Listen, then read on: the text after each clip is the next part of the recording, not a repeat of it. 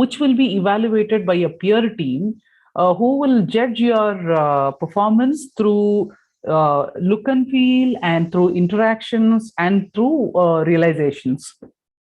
So that way,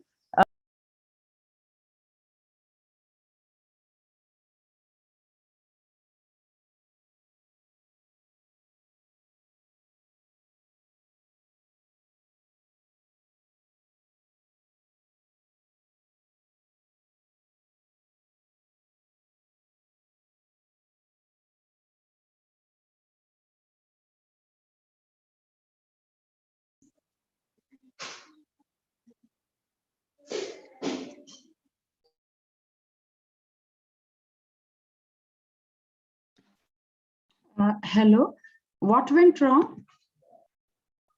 I think ma'am has just joined again. Okay. I don't know. So, there was some notification and my thing got disconnected. Okay. Ma'am, I made you co-host as well. Will you? Yeah, ma'am. Yes, now we can see your. Yeah. So we were talking about the quantitative and qualitative metrics, and 4.1.1 essentially is a qualitative metric. So what do we expect in this metric? We expect that the institution gives up a write-up, a description about the adequacy of infrastructure in terms of labs, in terms of classrooms, in terms of the equipments and the technologies that they are using for teaching, for the infrastructure of teaching learning. And then all these aspects will be covered in 4.1.1, which will have a weightage of 5. Now 4.1.2. See, now when we talk about a human resource whom we are being given with the responsibility to nurture them and to, to develop good qualities in them, this essentially does not happen only with the classroom exercises. Now, there are several aspects that we need to give beyond classroom as extracurricular in terms of sports, in terms of physical workouts, in terms of the feng shui concept of physical and mental wellness when we talk about. So that kind of aspects, like whatever the facilities that you try to give, like gymnasium, yoga center, and just not limited to that, but beyond that also.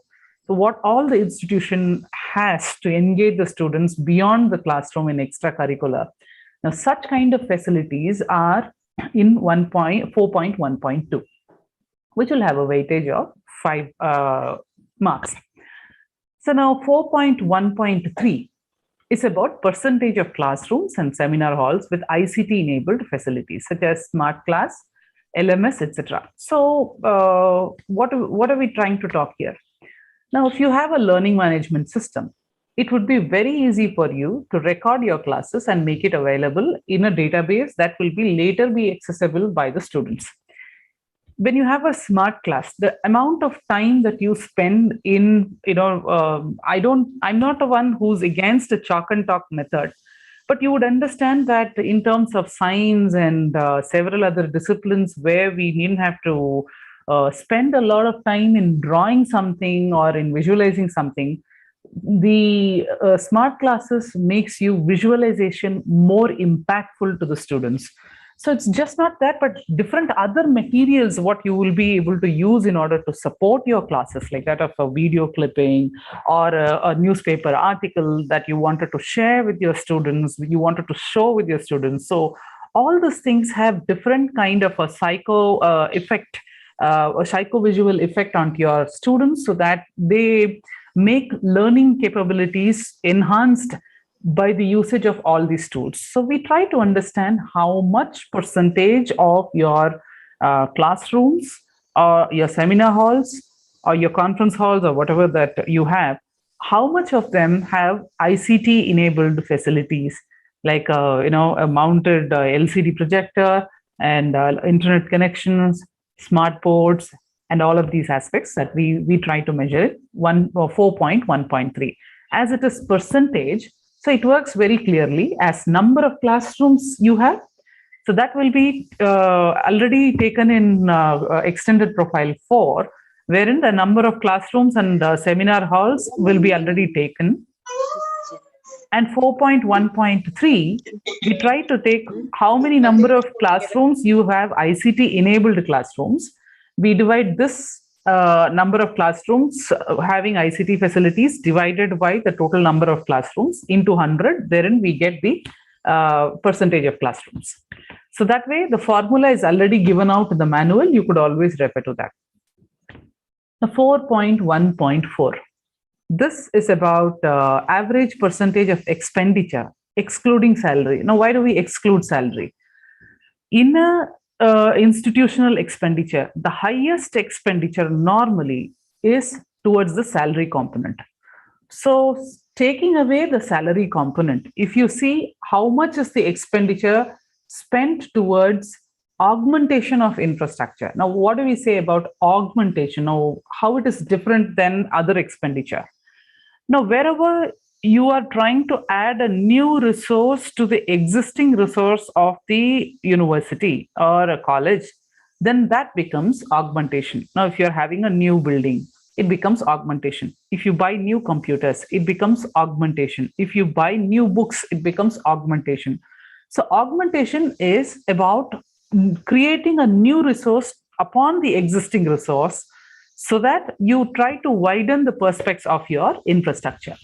So that way, we see that 4.1.4, we already take the total expenditure excluding salary in the extended profile. Here we try to take the amount that is spent towards augmentation of infrastructure, the expenditure incurred. It is not about expenditure marked, but the expenditure has to be incurred. So that way it is augmentation towards the augmentation purpose. So 4.1.1 is completely about the physical facilities, such as the classrooms. You have facilities of laboratories, equipments, the indoor-outdoor facilities.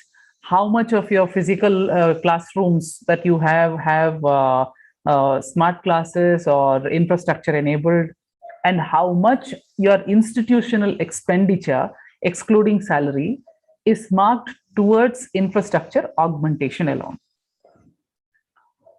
Now, talking about 4.2, library as learning resource. You would all agree with me, library is one of the most important window of knowledge towards the outer world. Now, it is library that connects us with what is happening in the other part of the country or otherwise around to what we are doing. So that way, in earlier days, library was the storehouse of knowledge, and librarian was considered to be the most knowledgeable man in that particular a region itself. Many great kingdoms like that of the Greek kingdom used to award the most learned person of that particular area as the librarian. So if he's named as the librarian, or if he's been given the opportunity of librarian, which means that how much we are respecting his knowledge, and he becomes the most important person to uphold the knowledge of that particular the herd for that matter. So today, even in an institution also, the way how a library is handled, the ambience of library, the way how people use library, that one quick glance is more than enough to tell the quality of the institution. So that way, library has got a greater role in projecting the quality picture of the institution. So today we have so much of technology that has revolutionized the way how we used to handle library. So what kind of automated techniques that you use to integrate library management system, ILMS, in your library? So this is the first metric that we ask for library management. It is a QLM. So you will be able to say that what kind of library management system and automation techniques are you been using. And 4.2.2, the next metric to that, is a QNM metric that talks about, do you subscribe all of these? That is the e-journals. So what kind of e-journals? Now, why do we insist on e-journals and e-resources and remote access? See, now we understand that we live in a time where there is so much of crunch of time, quality time that we wanted to give. Earlier days, I remember even in my own days where I used to do my BSc or MSc, we used to have a period which is marked for library. It used to be 45 minutes period, so we have to just go there, take some books, read, select the books, and receive the books or return the books. All these aspects. But today we live in a different world wherein there is so much to do in academics that you obviously cannot punch in everything onto a timetable, which has greater demand now being a semester system and that to a credit based semester system. The number of hours that you wanted actually to practice as per CBCS, it is very difficult to even push in such kind of activities. Then what would be a better option? Now today's world is completely e-world. So how much we are able to electronically use this technology, electronic technology, so that we don't restrict our physical access, but at the same time enable the students to overcome this problem is only through e-journals, including the newspaper, to various aspects that we used to read to be more witty in nature. Just before Corona started, I have my mother-in-law and mother at home who used to read this Mangayar Malar a lot. This is a kind of a magazine that comes every time. So here, sitting at Bangalore, we never used to get Mangayar Malar in any of the bookshops here that sells magazines. So we used to order it from there, and physically it used to come to our home. But to my greatest surprise is that even that book have stopped their printing and they have switched over to books and e-journals. To a larger extent, if you look around us, many things have become electronic in nature. And if we do not adopt to that, and if we do not introduce this to our and if we do not showcase it to our younger generation of how to use these resources, it will become probably a mistake on our part that we are not elevating them to the world that actually exists, and they will be trained for a different world that is actually was living for yesterday and not for tomorrow. That way, we ask the institution that how many e-journals or how good is your e-journals collections? Are you been hiring e-journals? Now show the Sindhu, show Ganga membership that you have got, and e-books and all of remote access databases. Now databases, there are very many statistical databases that are available, India Stats for that matter, Census of India for that matter. So such kind of databases, if you are available, so that the students use such databases for their small references, research articles, or their projects.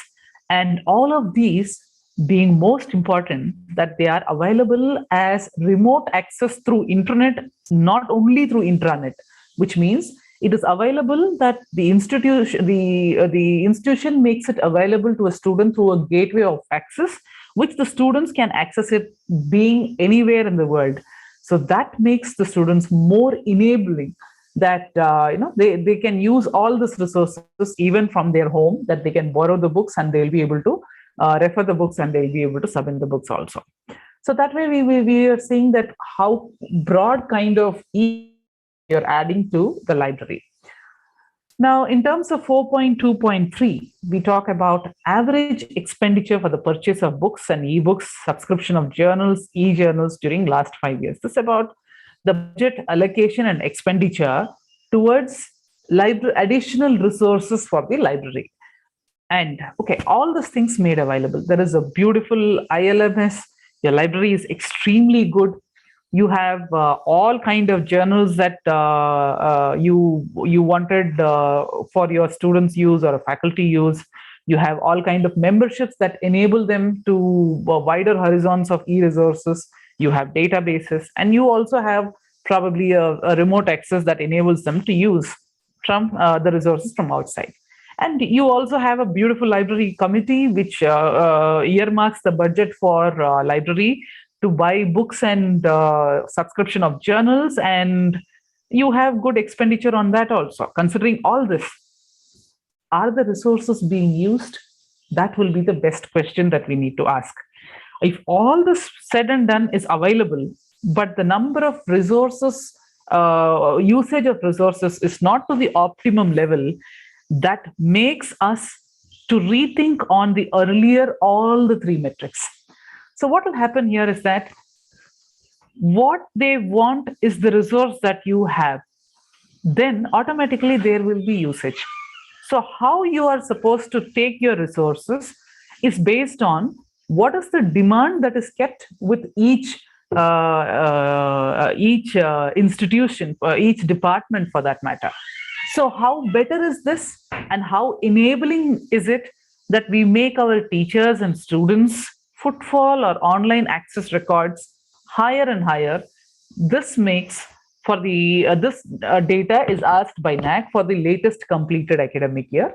So when this is asked, you provide an annual average number to the NAC, but beyond that, the DVV also asks for specific 3-4 days.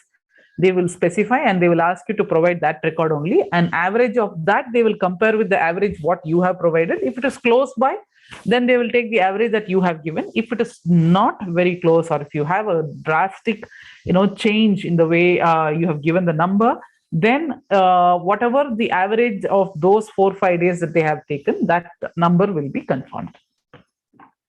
Now, 4.3 is about IT infrastructure, the soft infrastructure that we were talking about. So you know very well today, IT is a field which is ever changing and so quickly changing that you really cannot, if you don't roll along with the change, you will really be outdated.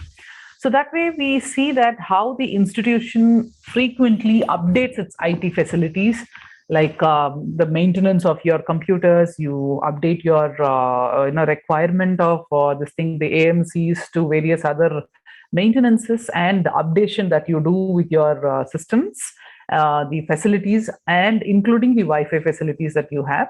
So this will be verified by the peer team members. We demand a 500 words write-up from the institution, based on which the peer team demands few documents, will verify, and they will give the mark.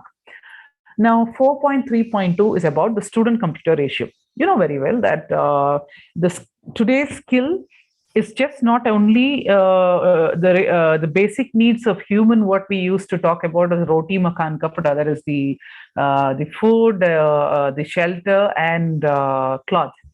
But now, you will not believe, it is not only that roti makan kapda and computer. So without computer or without computer knowledge, it is very, very difficult to have any kind of skills that your students will have towards employability. The first aspect that they will be questioned about is that, do you know to handle computer? Even to a billing job, they have to go also. They should be knowing computers. So in such an era, then how good are we in providing an opportunity for the students to operate, or the available time for the students in computers depends upon the ratio, that is the amount of computer you have is to the amount of students you have with you. As the ratio becomes lesser, if you have say 1:20 computers, or for one student, for one computer, 20 students share that one computer, or you have one student, 5 students share that computer. So if that is, the lesser the ratio, the more better it is, because the hours and the competitiveness towards the utility of resources becomes very, very less. That talks about adequacy of your, the computer availability. And that also talks about the amount of time that the student spends about with the computers. So that way, we talk about the ratio, student-computer ratio. Now, both these numbers are obtained in the extended profile itself. So we divide it automatically and we give it to you. Now, there are every quantitative metric is expected to be supplemented with a supporting document. The SOP, that is the standard operating procedure, which is hosted in NAC website. I'll show you that. Now, that talks about what data you need to give and how it has to be given. What is the do's and don'ts in these matrices is very clearly given out there. Now, third aspect is about, see, we said remote access, we said several other infrastructure, the IT, which will not be essentially possible without an internet connection. So we wanted to understand that what kind of bandwidth internet connection that an institution is providing to not only the faculty, students, and all the staff for that matter. So all these things put together will be the IT infrastructure, which will have about 30 weightage. Now, 4.4 is about maintenance of campus infrastructure. It's just not that what you have, but how do you maintain that? Now, how much amount do you spend towards maintenance of your physical and academic support facilities, excluding the salary component for last 5 years, year-wise, is being asked in 4.4.1. This is about the resource allocation and spending towards infrastructure maintenance only. Now, what was augmentation that we spoke about is that on the existing, over and above the existing infrastructure, what you add new infrastructure is that we spoke in augmentation. But here, for the existing infrastructure, for its maintenance and for its repair or for its enabling, what kind of maintenance that we spend on the physical as well as the academic support facilities that we have is here onto the maintenance. So 4.4.2, which is a quantitative metric, talks about there are established, sorry, this is a qualitative metric, I'm sorry. This talks about there are established systems, procedures for maintaining, utilizing physical and academic support facilities like laboratories, libraries, sport complex, computers, classrooms, etc. This needs to be described by the institution. Now, what kind of system do you have for maintenance and utilization? Like if somebody wants to utilize the library facility, what he needs to do, how it is established, if it is a laboratory, how it is enabled, sports complex, how it is enabled. So for each of it, how do you allocate the maintenance charges? Now, how do you get to know that what is necessary for it and how augmentation has to happen, how maintenance has to happen? So how do you allocate the resource? How you ensure that all of the equipments that are available in all of these are appropriate and functional in character? So all of these things we try to cover in 4.4.2. Infrastructure is just not about what you have, but what you do with that also matters a lot. Now, all that you have, but if it is not useful for anything, that infrastructure is not going to give you back the quality that you, or is not going to reflect the quality that it's going to, it actually implies. So that's what I just want to tell you through this cartoon, that a son and his father has a conversation. The son asks his father, I have a netbook, MP3 flash drive, iPad. Dad, what did you use in your school when you were a student? The dad says, my brain. Yeah, most appropriately today, we laden ourselves with so much of infrastructure, that a smart room in every class, all kind of equipments in every class, just because that you would have 100% ICT infrastructure. But we fail to enable the faculties to use that. We fail to give that, training for the faculties. I just wanted to ask the senior most faculties here, how many of you have been using, at least a PowerPoint presentation? I wanted to ask the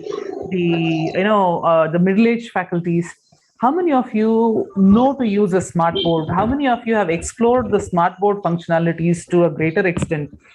And I wanted to ask to all the faculties, though your system, your institution might have an,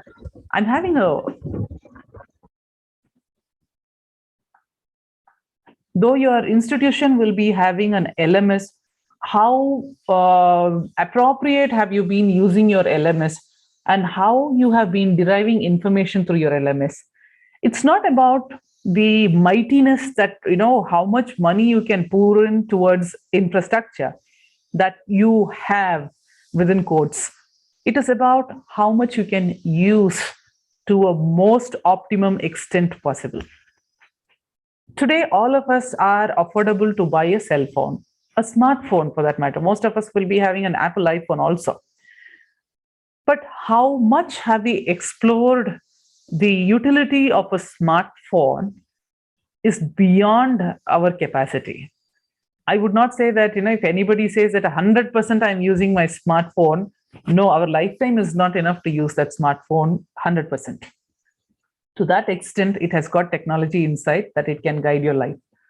But we try to, underutilize resources, which is very, very wrong. Now, when we try to appropriately use the resources to its optimum level, first is availability. Now, how good the institution provides you the infrastructure. But the second aspect is how do you maintain it and how do you use it. Now, once you maintain it well and use it well, the reflection of quality will automatically be seen in many other metrics also. Okay. Now, having done fourth criteria, should we have to ask the questions per criteria, or we will complete the entire presentation and give the time for discussion? How are you planning, sir? If you permit us, I will ask the participants if they are having questions. Okay. Then they can ask. Dear participants, if you have any questions in this criteria, please criteria raise your 4. hand. Criteria 4. Please raise your hand.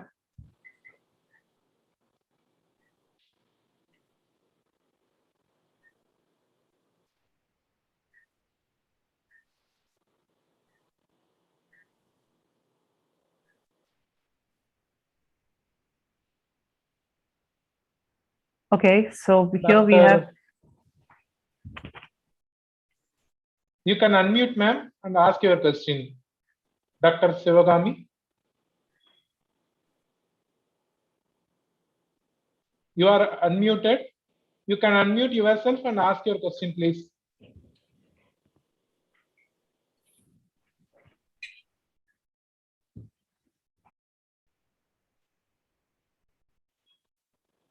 Okay.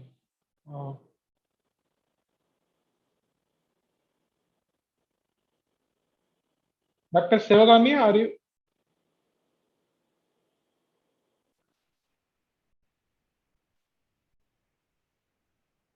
Okay.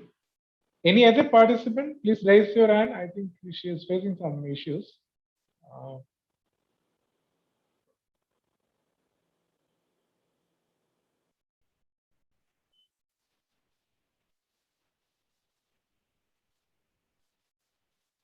I think there will be no questions, but I think it's Amadra sir. Do you have any questions?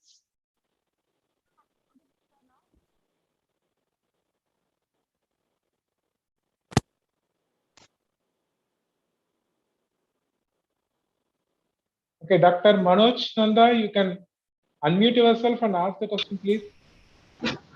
Yes, sir.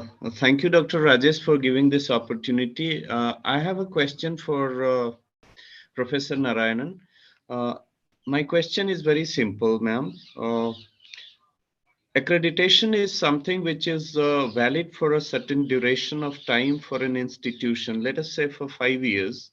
Now, when an institution files for accreditation, a lot of claims are made. For example, in criterion 4, we talked about yoga and wellness facilities for students. So when an institution is filing for accreditation, an institution makes a lot of claims. For example, let us say they hold some yoga camps, click photographs, and then they try to exhibit this as a routine activity. They try to click photographs from, let us say, some hall, and then they try to show it as if they follow it religiously on a regular basis. My question is there any mechanism that NAC is planning to bring in place to check such blatant claims? Is there going to be any mechanism which would ideally put a stop on these frauds? Okay, Dr. Manoj, thanks for asking this question. See, in NAC, the first aspect is that on its face value, we trust the institutions. Okay, So we go by this component of trust that the institution is made to write their self-study report by themselves. But that being said and done, not all institutions are truthful to whatever they have written. That is something which is more practical truth rather than something utopian for that matter. Now, for this metric, or for the facts like this metric, we rely on the peer team members. Now, the peer team members, 3 of them or 5 of them who visit your institution, they interact with the students, they interact with the faculty, they look at the facilities, they see the look and feel of the facilities, and they they give the score and they write the report accordingly. Now here what happens is that as a trilinear correlation that we do. So when you ask from the students, when you ask from the teachers, when you ask for the expenditures that are there, logbook that are there, and when you look at the equipments of those places, you would easily make out whether this particular facility is rarely used or it is highly used, or how it is. We can easily make out. Now that is the human instinct that we have, So that is why such kind of metrics which have a high potential to be fudged or misinterpreted or wantedly altered by the institution. So these are all made to be qualitative in nature, that will be discussed and which will be arrived upon. The quality parameter of this will be arrived upon by the peer team. So there we rely on the peer team with which we will be able to conclude the utility of such facilities in your institution. I hope I made it right. One example here I want to give was that, see, as you said, in Madhya Pradesh, there was one institution, there was a metric, that talked about the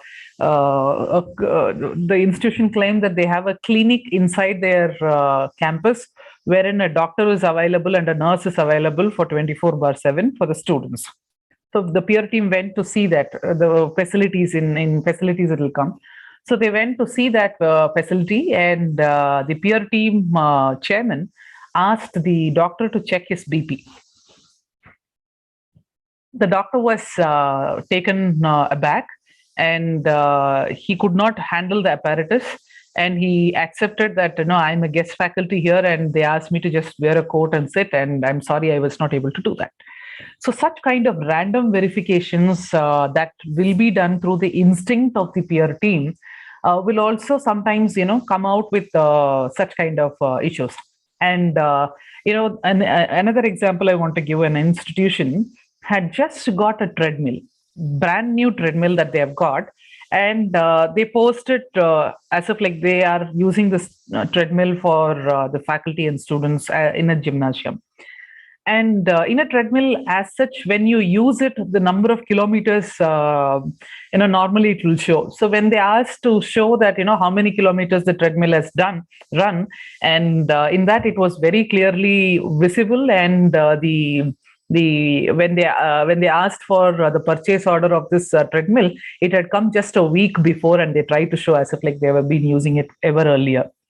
So, and also with the students' interaction, the students are very smart, I tell you. So they very subtly give you the hints of how activities are been happening. And it's very easy to, one interaction is more than enough to connect the dots very easily. So that way, the peer team, we rely upon such kind of metrics with the peer team, that the peer team will be giving us a report as well as a number ranging from 0 to 4 about the use of such facilities towards that metric. I hope I answered you. Well, thank you so much for clarifying, ma'am. If I have permission, Dr. Rajesh, I have a small question. May I ask, sir? Please, sir. If it is relevant to the criteria for, please go ahead. Yes, very relevant, sir. Very relevant question. Please, sir. Professor Narayanan, you were just talking about the visit of peer team. As far as I have been able to understand the process of accreditation, it's for 1,000 marks, 650 marks something that that is uploaded, that is self-assessment report, and then 350 marks total are awarded by the visit of the peer team. Now, this is something that I have observed when the peer team visits. The focus of the peer team is mostly on criterion 7, that is to say the components of criterion 7.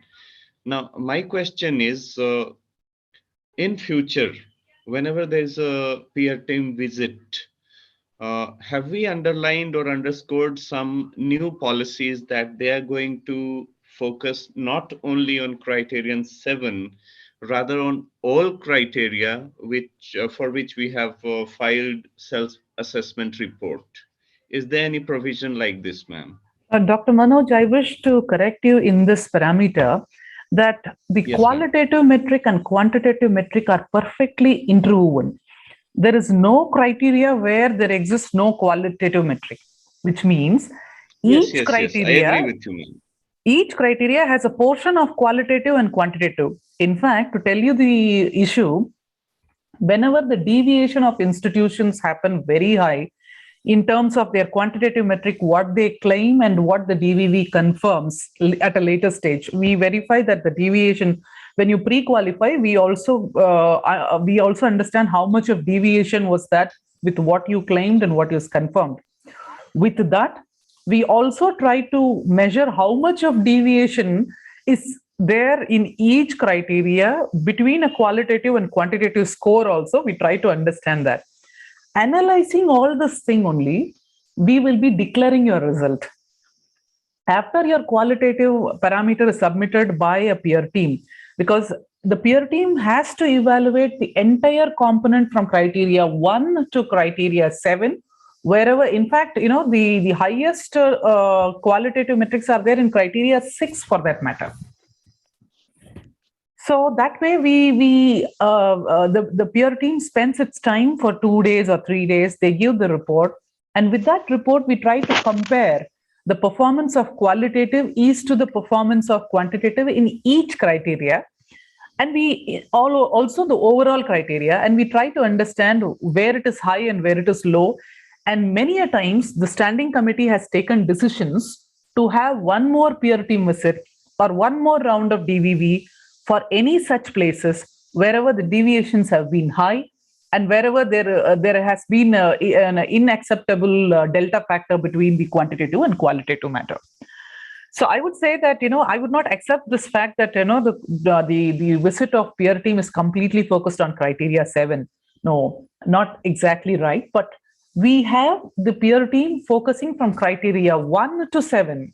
So if you see that the visits of the peer team to each department, when they try to understand the performance of each department, it covers all the aspects, or it crisscrosses all the aspects from criteria 1 to 6.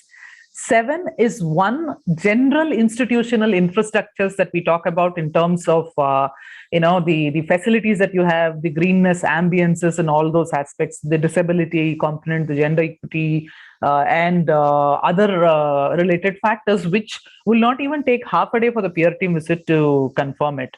But I would say that the peer team will and is concentrating on all the criteria for that matter from 1 to 7. Thank you, ma'am. Thanks a lot, ma'am. Thanks a lot. Ma'am, my understanding is right, like peer team will have looking at all the qualitative metrics, right? They will going to see all the qualitative metrics which is mentioned in the manual as well, isn't it? See, the peer team evaluates your qualitative metric. It doesn't say that, they will not be looking into your quantitative metric. That is not the right approach. Like, for example, if you have said 100% of your classroom has ICT facility, but when the peer team visits, they don't see it, then they have every right to record that the institution does not have adequate IT facility. They can record it. Okay. You understand? So, which means, yes, in case if the peer team demands, you need to provide the document. But the peer team will not have an authority to overwrite what you have already given in the quantitative. But they are the eyes of NAC. We send them on our behalf. So whatever they observe when they are putting it on our record, if it requires, if the peer team raise a flag, we would always look into it very seriously.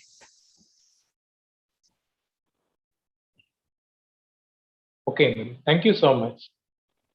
Thanks for your excellent explanation. Is there any other question, or shall we proceed with the next criteria 5? I think there will be no more questions, ma'am. Right. And please proceed for the next criteria. Thank you so much.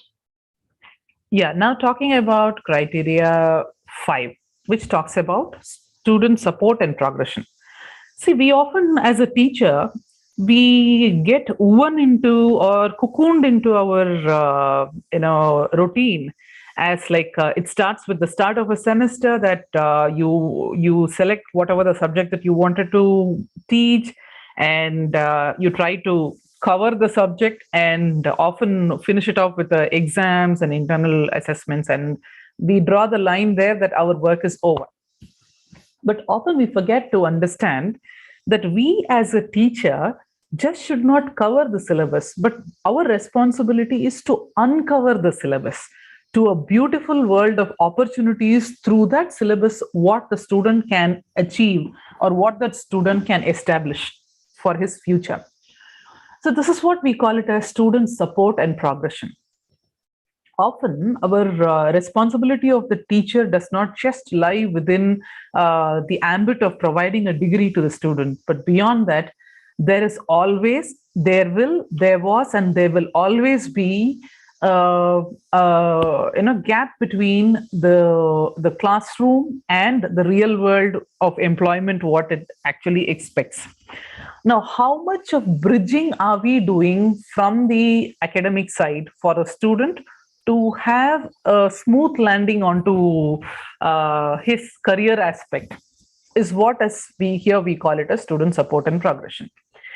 See, in that sense, many a times it is only teacher in great personalities who have identified the potentials of the students, to where he belongs, where he can perform better, what is his weakness, what is his strength.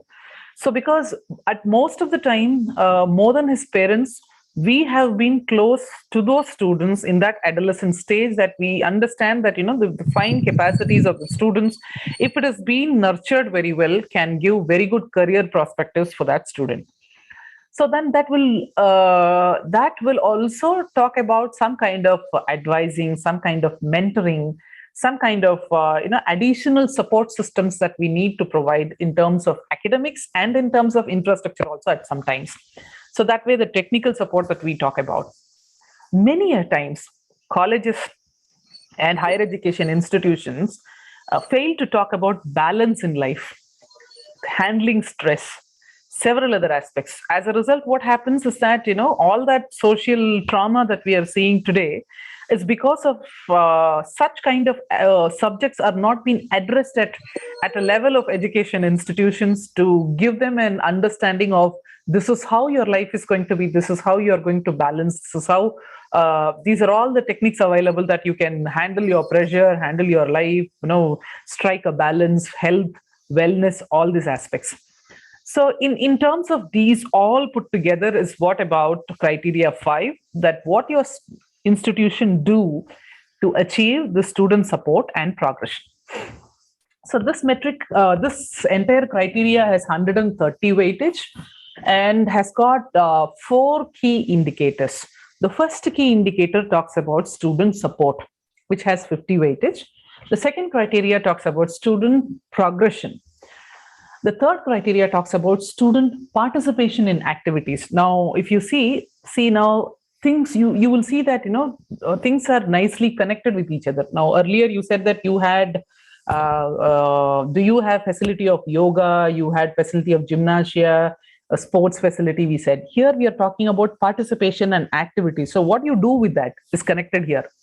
Now, in terms of alumni engagement, now in 5.1.1, the criteria of student support, if we talk about, this talks about average percentage of students benefited by scholarships and freeships provided by government during last 5 years. Now, as an institution, it becomes our responsibility to enable financial, strength to the student so that his education is continued. Government schemes, government, scholarship schemes are plenty. Now, how an institution enables a student to get these government schemes, scholarships, free ships, etc. What percentage of your students are getting these benefits is in criteria 5.1.1. Now, we know government scholarships are restricted only to certain classes of the reservation, or for that matter, the terms of government scholarships are very clearly defined. So not 100% of your students will be covered in that. But beyond that, poverty or the low economic issues of payment of fee and other aspects, awarding of merit is appropriately will not be possible for all the 100% of students. So how much of free ships and scholarships are provided by the institution or non-government agencies for the students? Now here I used to say that there are more than at least 130 fellowships available for girl students. There are more than about 200 scholarships available for through private agencies, the CSR, corporate social responsibility schemes of several industries, the Tata fellowships, the HCL fellowships. Sometimes these fellowships are very narrowed down in the sense that for students taking technical education, for female students taking commerce and related subjects. So like that, it will be very clearly defined how you can take the knowledge of this. If you see the Indian Express every Monday or Tuesday, where it talks about the education supplement that you get, in that every time, whenever a scholarship is announced, every new 1 year newspaper, if you study, every week newspaper of that Indian Express, if you study, you will have collection of scholarships that have been provided by different agencies, private agencies, which you can make a list of it and make the students available, known that these are the scholarships, it is available. Now, those students, whoever have taken such scholarship, can give a kind of a talk or an induction to your junior students that these are the scholarship schemes which we were benefited, and we got it because we applied at the right time with this kind of a write-up and all these things. Because every scholarship also talks about an application that you need to make. So how do you enable your students to be known to these kind of scholarships? Apart from this, what the institution provides as free ships to the students or scholarships to the students, that is also more important. But most important is that such scholarships that are provided by the institution or by non-government agencies, or most appropriately by the institution, should be reflected in the income or expenditure audited statement. If that is not there, and an appropriate sanction letter of scholarship to that student, whatever you have given, and the transaction that has happened, DBT, direct benefit transfer, or whatever you have done, that proof also you need to provide to the metric. Now, this is about scholarship, which is an enabling factor to complete education. Now, 5.1.3 talks about capacity building. Now, what kind of capacity building are we talking about?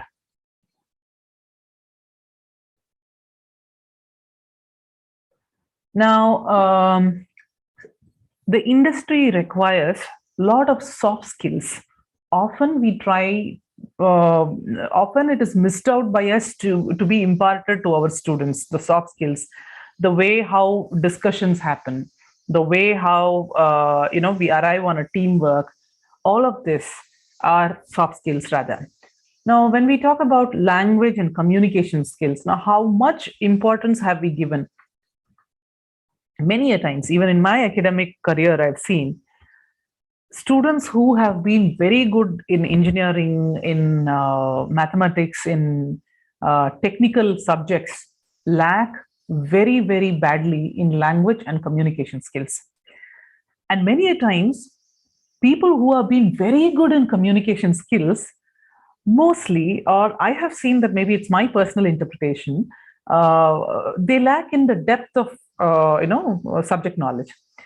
But a combination of these two are going to determine your success, because that's what the industry is looking for. And the third aspect is about life skills.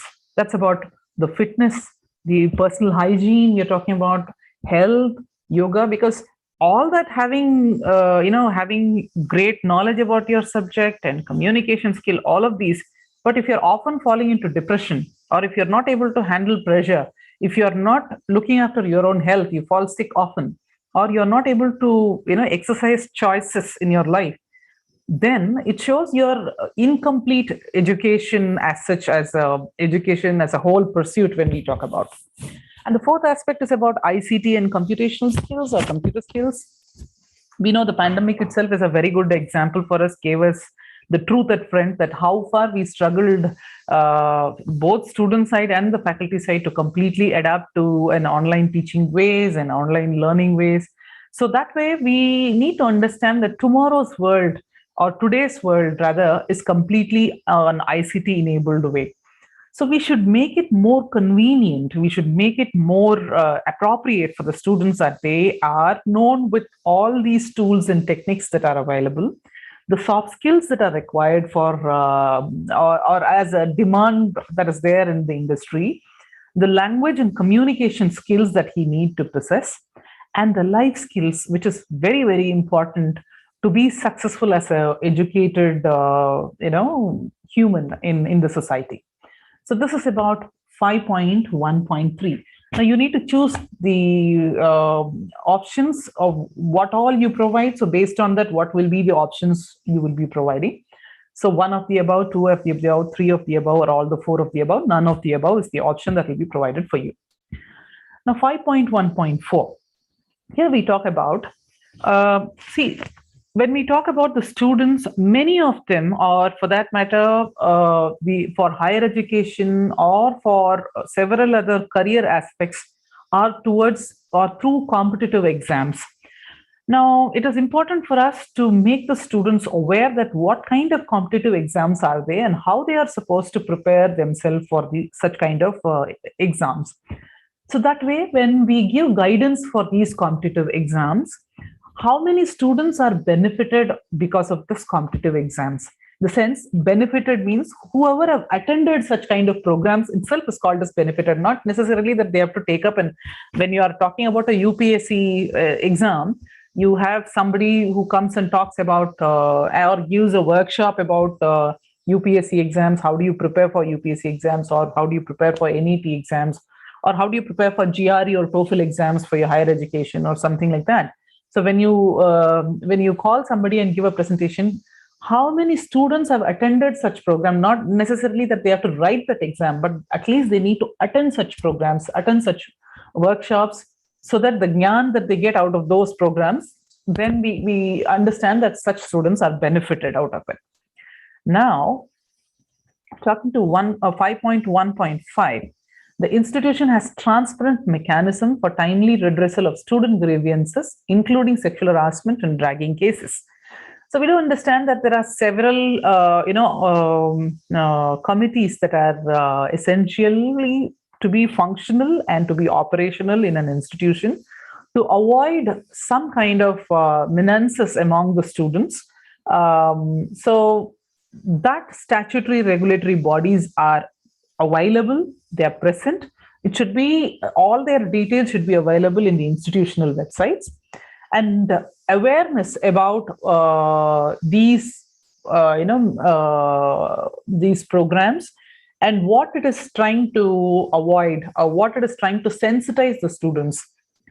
The sensitization program or awareness program is must, and your policies should be very, very crisp, talking about zero tolerance towards, say, ragging, or zero tolerance towards sexual harassment at workplace or learning places. Like UGC guidelines are very, very clear about it.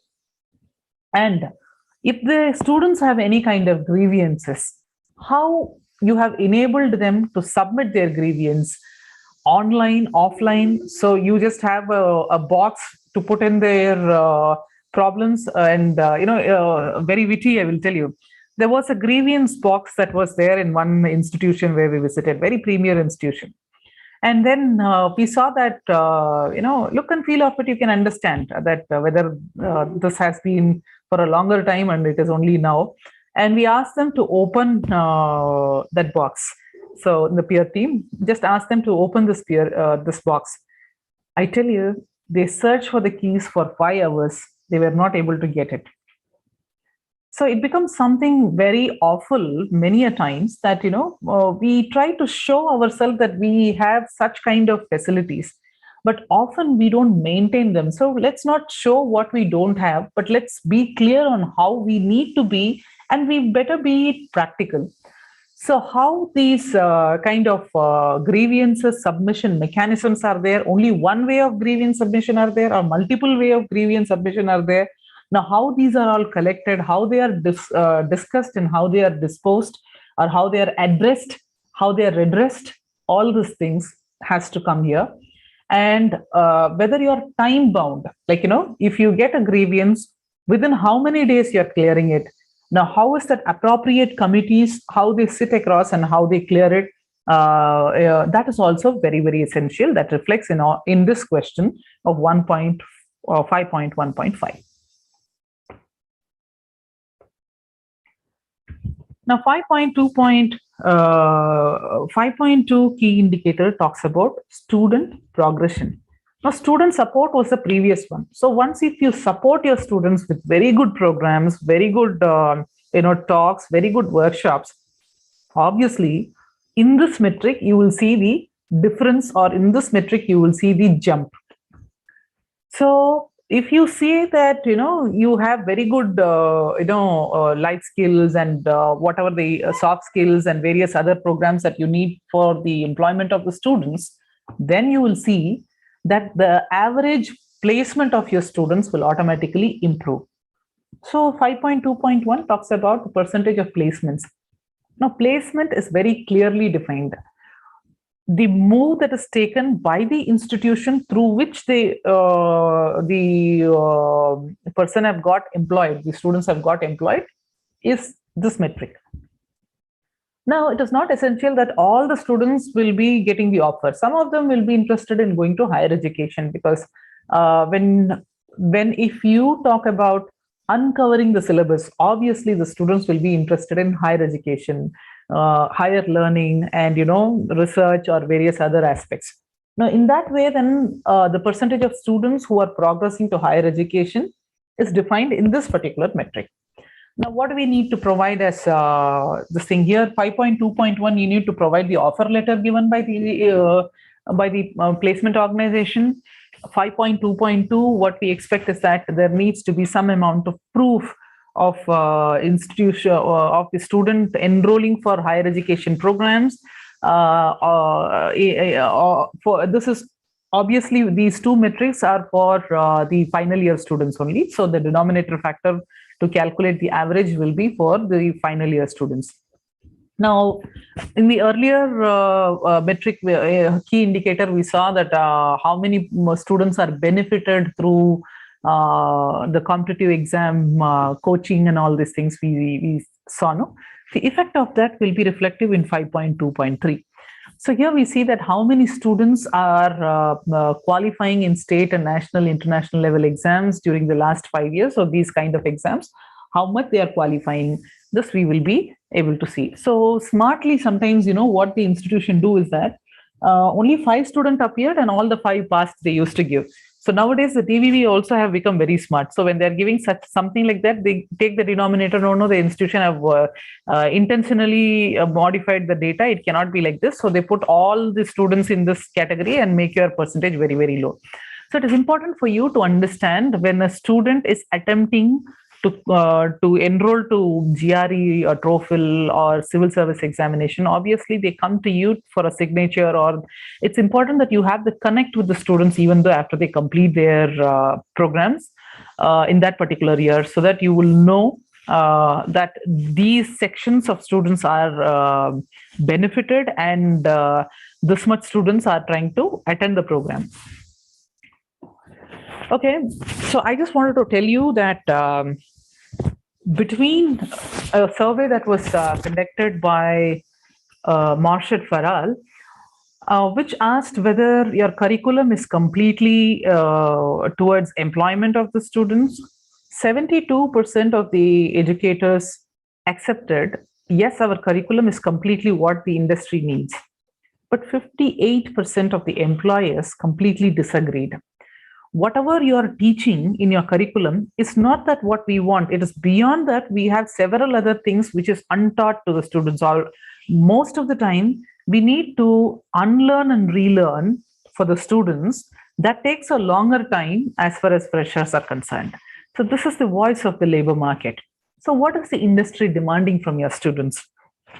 They are looking towards positive work habits. That is the inclination towards your work. How positive are you in your work habits? How good are you in your communications? How you are strong in the technique or your subject matter for that matter. Now, how you're good in writing. And writing does not talk about essay writing or precise writing or anything. It talks about even a simple email when you write. Now, how good are you in your vocabulary? And because English has become a medium of instruction, though we talk about the richness of language, let it be Tamil, Kannada, or whatever it is, but let us accept a plain truth that without English, your students' employment is very, very, challengeable. So then mathematics. Now, by mathematics, I don't mean that you should know calculus or integration for that matter. But a simple logical thinking cannot come without understanding of mathematics. Problem solving is also a very essential aspect that, institution hires you or an organization hires you to solve the problems that are there in the organization. You should not be an addition to the problem. So your mindset should be towards problem solving, reading, because it is when we introduce anybody, we say he's a very well-read man. No, why is that very well-read man? It's because that what he reads everything. He reads many things beyond his subject. So he widens the horizon of his understanding and tries to see things in a very, very big understanding as possible. So when we talk of computer, of course, as we have discussed it even in earlier thing, that computer has become part of our life. And the cherry on the cake is teamwork. Now, if you have the qualities of all the 9, but not the 10th one, there is every chance that you will be kicked off in your first round of interview itself. Now, tell me, how much of these have we been trying to implement through our curriculum? Because of the curriculum? Or, in spite of our curriculum? Or despite of our curriculum? Now, this is in 2010 or 15.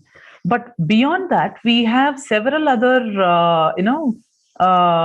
aspects that we need to think about in the all-round development of the students. Now, that's what here we talk about student participation and activities.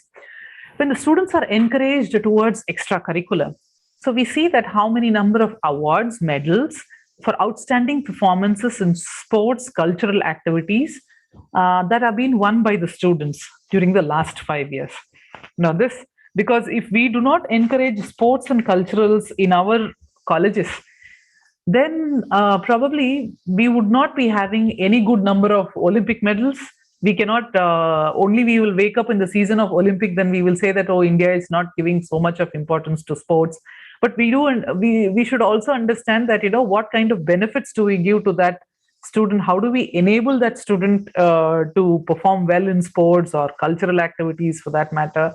To progress from university level to state level to zone level to to national level competitions, and when he brings laurels to international level competitions, that becomes a medal in our institution, a feather in our institution's cap, isn't it?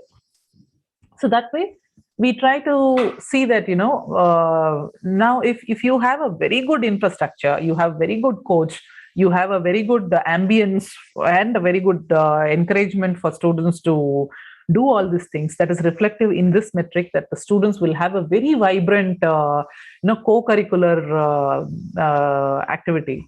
I will say that I visited an institution in Calicut, And this institution, under RUSA scheme, they have funded a lot of money for sports activities. Now, we stayed in that institution for a day, and morning, as usual, the institution was very busy with classes and other things. Like the students were like a honeybee attending all the classes. But after the class hours, the students were equally busy in the clubs, in the in all the sports arena. We saw that all the coaches were there in every this thing, and they were so busy. And then I asked the principal, your institution gives so much of importance to sports. She said 3 Olympic medals are won by our students, ma'am. So I could see the pride in the face of the principal that, as they say, heights achieved by great men, achieved and kept, were not attained by a sudden flight. But they, while their companions sleep, were toiling upwards at night. Now, it is not that, you lay a football ground, make a road roller run through and put this thing and put a volleyball court and you say that, yes, we have it. It's just not that it is enough. For a longer time, for dedicated faculty towards that, interested students holding up that interest for a longer time, putting their perspiration for a quite long time, only then you set that trend, and that fever will never come down. When your juniors join the team, that legacy is always taken ahead. So that way, this is how we say that, I think Dr. Manoj asked in the previous session that they just put something and they show that it is done or it is there, but actually it does not exist. So if it does not exist, 5.3.1, they will score a very, very low score.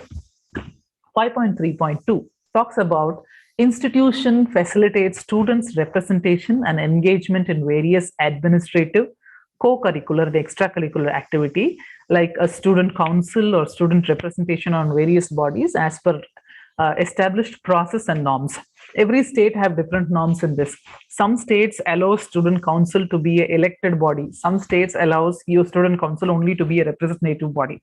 But however said and done, how the students' representation is enabled in every administrative, co-curricular and extracurricular activities. Now, how democratic you have made it and how good their expressions are being captured, addressed, redressed, all of these things comes in 5.3.2. Because it is important for us to enable them to understand how an organization runs. If we do not enable them this today, then they would not be great leaders tomorrow. So that way we will see that how the students, are being represented at different levels of academic, like say BOS maybe, or a class representation maybe, or infrastructure augmentation maybe, student council elections maybe. Now, all of these things have a greater role to play in augmenting the power of students, or in augmenting a way of functionality of governance to the students. Now, 5.3.3 talks about average number of sports and cultural events and competitions in which students of the institution participated during the last 5 years. This is organized by the institution or by the other institutions also. Like, for example, Coca-Cola can come to your institution, can organize a concert or some some kind of a competition to your students. So that is also accepted, but in which your college students have to be participating in that. So such kind of cultural events or sports events are all taken into consideration. Now, events is not activities, please understand. So what do you mean by activities and events? So many a times we will have cultural fest. That cultural fest is an event.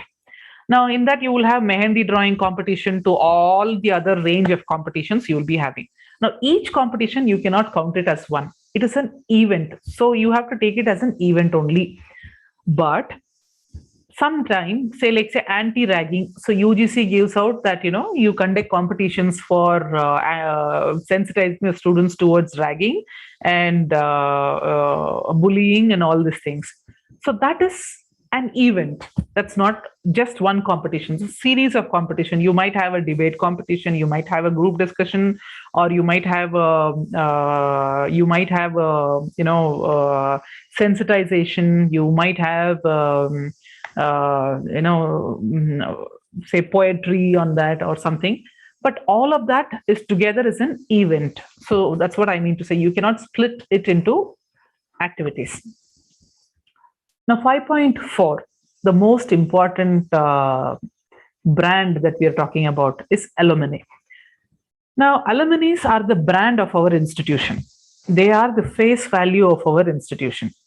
So the way how alumni has association after completing their degree with their parent organization talks about the bonding that you have created, the brand that you have created for your institution as such.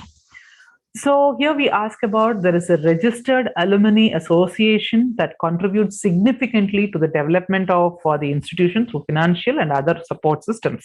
Now here we are asking about to other support systems, just not financially. It's not that the institute every year you have to pay 100 rupees, 200 rupees, whatever you can, you pay and you just keep quiet. Chalo, I'm not involved in that. But beyond that, how they come back, how they associate, because these are the birds who have got feathers, who have flown higher than what you have seen.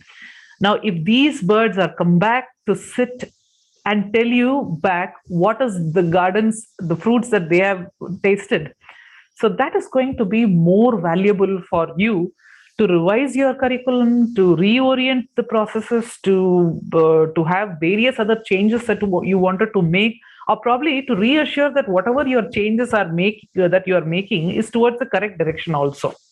So that way, alumni association is very important. And active alumni associations in many of the institutions have really proven the quality of the institution for that matter.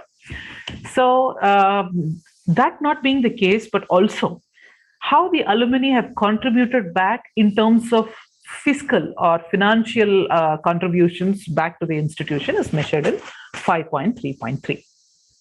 So this here we finish criteria 5, and I will stop here for you to ask for your doubts.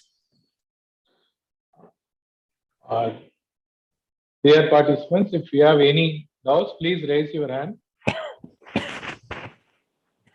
Yes, Bharati ma'am, you can ask now.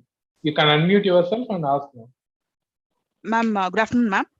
Ma'am, actually, you are telling about the soft skill training that is to be given to the students in order to improve their skills. But part of the curriculum communication lab, and then about the communications, is it included in that metric? Can we include that in that metric? Ma'am, it is not about what you have in your curriculum. How efficiently are you delivering the curriculum matters a lot. Okay? Okay, ma'am. Okay, thank you.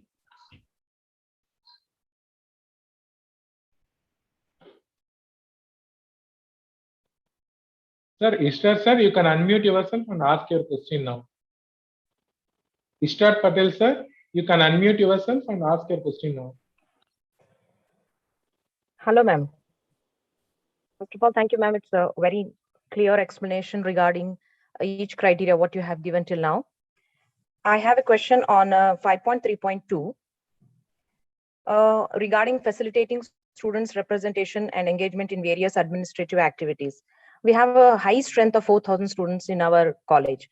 So my question is, like, at the time of admission, we need a lot of data entry operators. So what we do, our students come from rural area.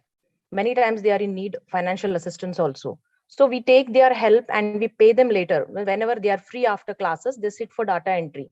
Can this be considered as documentation for 5.3.2, ma'am? Ma'am, I'm afraid if it can be considered for 5.3.2. See, students, this is not that how you're creating earn while you learn or such kind of program or enabling the students for earning. But this is about how you involve your students in the decision making of the institution. That's how we try talking about students' representation. Okay. So that cannot be a component in 5.3.2, ma'am. But can we, when we take such help, Okay, so can we consider it in some other activity, or can we use it for some other purpose, like in documentation for our NAC? You have to see which criteria it can be best fit into, ma'am. Okay. Ma'am, another question I have regarding contribution of alumni. Mhm. What is the minimum contribution that they can give?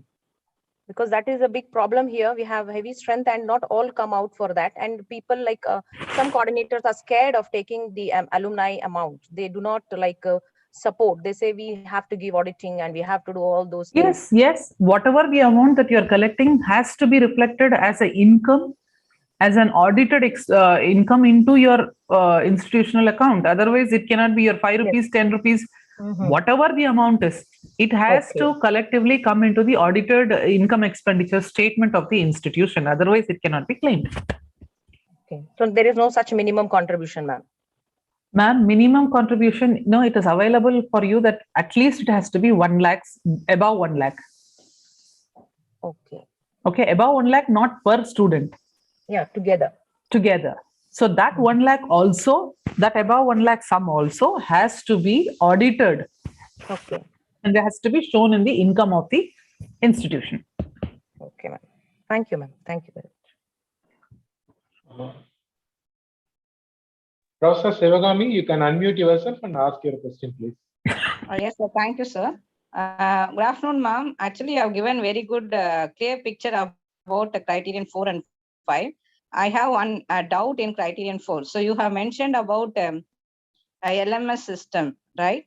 So if we include LCD projector facilities in the classroom, so do we consider this as LMS system, or do we have smart board in the classroom?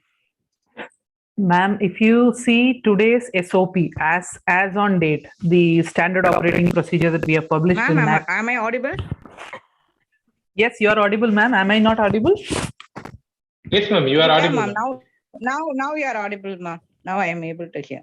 Yeah. So as on date, the SOP of the institution very clearly states that if you have wall mounted LCD, today we are accepting, ma'am. But if this SOP is revised, then it will be a problem. Okay. So I can say as on date, we are accepting. But please look into the SOP. If there are any revised guidelines are there, then the SOP will be updated accordingly.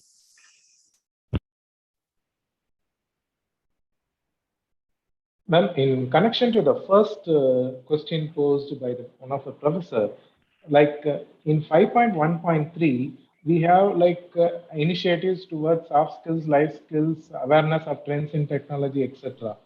There is a similar thing in 1.3.2 where it talks about the number of value-added courses imparting transferable and life skills offered during the last 5 years. Is it with the same data can be, because how we can differentiate these two criteria? Okay. Sir, value-added courses is not given to the entire lot of your institution. Okay. This courses will have choices. Like, for example, let me tell you. Value-added courses as Smart City or say Tally, which you wanted to give to your some students, not commerce students, but non-commerce students. Or you wanted to give about communicative business to some other students. These are all value-added courses which help them to find better employments, augment their chances to be employed more. And here, each program will be at least for some hours. And upon completing the program, you give them a certificate. But here in the life skill programs, what we are talking, if you call somebody and ask them to give a lecture, when they are hearing it, motivational lecture, that is also a life skill program. It needn't have to have a restriction that whoever undertakes this will get a certificate. That is not essential, but it is essential in value-added courses. Here, it is to the programs, whatever you are conducting is to the programs, not to the number of students. The number of students are going to be Janata in nature. Okay? Okay. For value-added courses as well, for value-added courses as well, the denominator factor will be the total number of students. No? Is it, Yes, but if you have no. The number of, there are two aspects there: number of value-added courses, number of students benefited. Okay. It says like number of students enrolled in the courses during the last 5 years divided by number of students, which means total number of students enrolled in the institution, right, ma'am? Yes, but in that you see there are two metrics there, no? Number of value-added courses provided by the institution and number of students benefited through that value-added courses. I think it's 1.3.3. I think you are talking Just about. a minute, I'm just seeing it. 1.3.3, ma'am.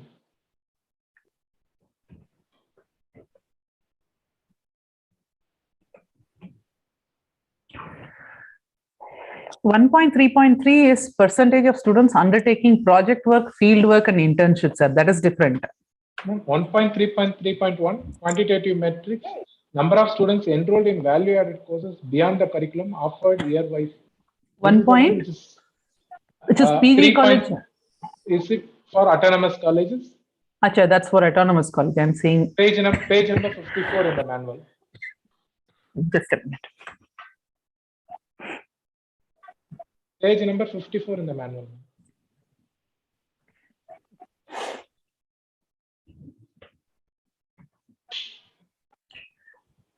Okay, see, here you have 1.3.2 first. Okay. Yes, yes. Where we talk about page number 57, where we talk about number of value-added courses for imparting life skills offered during last 5 years. So how many number of you have, more number of programs you have, it's going to be beneficial for you. If for the entire institution, you're going to have only 4 programs or 5 programs, it is not going to be helpful for the students. Now, what do we try to say here is that every program, every time in the industry, there are going to be some limited opportunities that will be available for a very short time. If that student learns that program or that particular skill, he will be employed immediately. So that will be one demand that will be there. So for that, you will not have time to alter your syllabus, to introduce that course to that student and to fit into your credit. Everything is very, very difficult. So for enhancing such kind of skill demand, immediate skill demand that happens in the industry side, we say that such kind of alternate like value-added courses are provided to the students so that the students is empowered to encash such kind of demands that are there in the industries. And this is what 1.3.2 talks about. Essentially, in these programs, there is, for a certificate program, this many hours of teaching has to be there. You cannot conduct 1 week program and call it a certificate program, provide a certificate. Okay. So some minimum hours of teaching that, obtain of that knowledge is very, very essential. Now, once that is done, 1.3.3 talks about for every of those programs, how, like these kind of programs you have been providing, how many students have taken these programs and they have benefited out of these programs. Now, when we are talking transferable and life skills, when we are talking here, it is towards the employability that here we are talking. 30 or more hours of contact hours has to be there. Now, this 30 hours is not essential in the criteria where we are talking about. 5.1.3. Yes. Okay. Now, here it can be a motivational speaking, or if we talk about any, which metric you are talking about, 5 point? 1.3, you are saying. 5.1.3.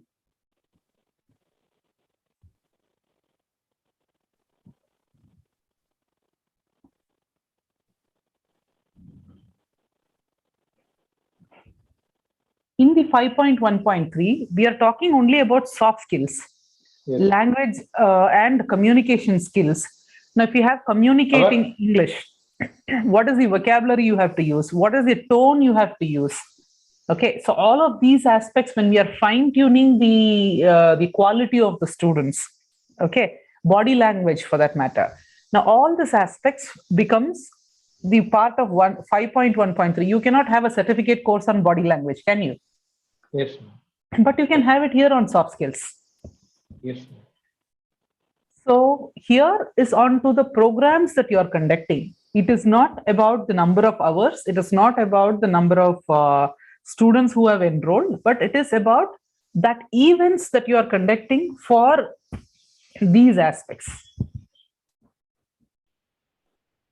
Thank you, ma'am. But what we have understand is that like, denominator factor is number of students. We thought that the total number of students in the institution will be the denominator value instead of the students who have been in that particular stream or something like that. No. Total number of students is to, I mean, see which one you're talking about. Are you talking about 5.1.3? No, 1.3, which is a similar thing. 1.3.3. In the 1.3.3, the numerator is total number of students. So, see, there are two metrics there. There are two metrics there. The first metric talks about the number of certificate programs you have provided. Yes. Okay. No, you have provided certificate programs. Many students must have enrolled in it. Yes. Now, because you are providing certificate program, if your program are in a way that it encompasses all kind of students and their needs of employment, then your range of programs will be very high, isn't it? Yes. Okay. Yes. Now, divided by the total number of students. See, if you're only providing 2 programs, C and C++, why should English students take C? They will not, isn't it? So, obviously, they will not take or they will not be benefited with that program. The denominator factor is going to be total number of students. The numerator factor is going to be the number of students who have enrolled in or completed such kind of certificate programs. But who will enroll? Only those students who are going to be benefited out of it. So what will happen? Naturally, if you have more number of programs, variety number of programs, it will be an option for the student to select the best which is suitable for him, for his field or his interest towards what kind of industry he is looking towards. That then you will have almost all students enrolling in some or the other program. I mean to say 1.3.2 and 1.3.3, what you're talking in your autonomous metric, they both are interlinked. That's what I mean to say. Thank you so much, ma'am. Ma'am, actually, I asked about LMS system. Now our institution is about to upload a NAC for documents for inspection. So do we consider the classroom with LCD projected as LMS facility now? Yes. So shall we include it, ma'am? That's, ma'am, please look into the SOP, whatever we have said. Okay. Okay, ma'am. The SOP is very... Thank you, ma'am. Thank you so much, ma'am. We will proceed for next criteria.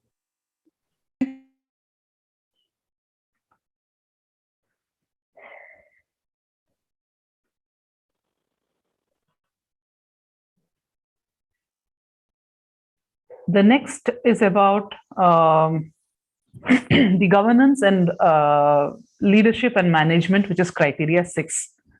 Now, even NEP talks very clearly about reaffirming the integrity of faculty and institution through leaderships and institutional leaderships. So here we see that how far the institutional leaderships have been more effective in bringing good quality of your institution. We are all governed by, say, UGC regulations or AICT regulations or several other regulations, regulating authorities who give out every now and then what we need to do. But just that is not enough. Higher educations need to embrace the change by themselves.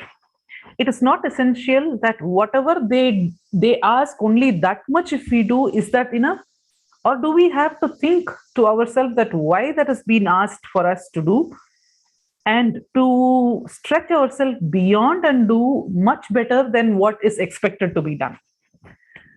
See, when we just comply to what the compliance is, we are going on an old puttery and continuing doing the same thing again and again, we cannot expect that our institution will excel tomorrow because we have complied to everything. Now, like for example, ma'am was asking that if that LCD projector is there, is that enough? Now that is enough to meet the metrics, but is that enough for you to teach your this thing? Don't you need a smart board? Don't you need an Wi-Fi connection to show a YouTube, some channel, something that you wanted to show to your students, some animation that you wanted to show to your students? Is that not enough? Or what you expect? So that way you continue doing the same thing, and if you expect a better result to happen, that shall not happen. So that way, then what kind of role your governance, your leadership, and your management do is what is covered in criteria 6. Now, this is by having 5 key indicators. The first key indicator, which talks about 6.1, is about institution vision and leadership. Every institution, when it is established with some vision and with some leadership qualities. So how the institution is functioning towards those vision and missions are very important for us. 6.2 is about strategy deployment and strategy development and deployment. Any institution which do not have a strategic plan towards itself is like an adrift boat. That is a person who has no tickets or who do not know his destination but have started his journey already. We will not know where we are going to end up with.